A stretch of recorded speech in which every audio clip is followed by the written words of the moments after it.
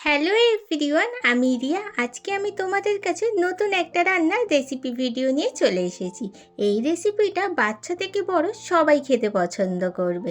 এই রেসিপিটা বানানোর জন্য প্রথমেই আমি 11 টাকার প্যাকেটের যে দুধটা পাওয়া যায় সেই দুধটা কিনে এনে গরম করে রেখে দিয়েছিলাম। তারপর ঠান্ডা হয়ে গেল ওই 1 কাপ মতন ওই দুধটা একটা বাটির মধ্যে দিয়েছিলাম।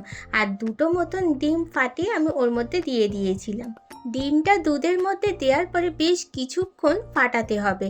আর যেভাবে আমরা কেক বানাই, ডিমটাকে দুধের মধ্যে দিয়ে অনেকক্ষণ ধরে ফাটাই, সেইভাবেই কিন্তু 10 থেকে 15 মিনিট মতন আমি ফাটিয়েছিলাম। এরপরে একটা ফ্রাইং প্যান নিয়ে গ্যাসের মধ্যে বসিয়ে দিলাম। আর ফ্রাইং প্যানটা গরম হয়ে যাওয়ার পর এর মধ্যে দিয়ে দিলাম অল্প একটু সাদা তেল আর একটা ছোট কিউব বাটার। আর বাটারটা মেল্ট হয়ে যাওয়ার পর এর মধ্যে দিয়ে দিলাম ওই যে দুধ আর ডিমটাকে যে ফাটিয়ে রেখে দিয়েছিলাম, সেই ডিম আর দুধটাকে দিয়ে দিয়েছিলাম। এরপরে আমি চিজটাকে গ্রেট করে অমলেটের ওপর দিয়ে দিচ্ছিলাম। যেহেতু আমি আগে চিজটাকে গ্যাসের তাপের কাছে রেখে দিয়েছিলাম, তাই জন্য একটু গ্রেট করে দিতে অসুবিধা হচ্ছিল। তাই জন্য আমি চিজটাকে কেটে কেটে কিউব করে ওপর থেকে সাজিয়ে দিয়েছিলাম।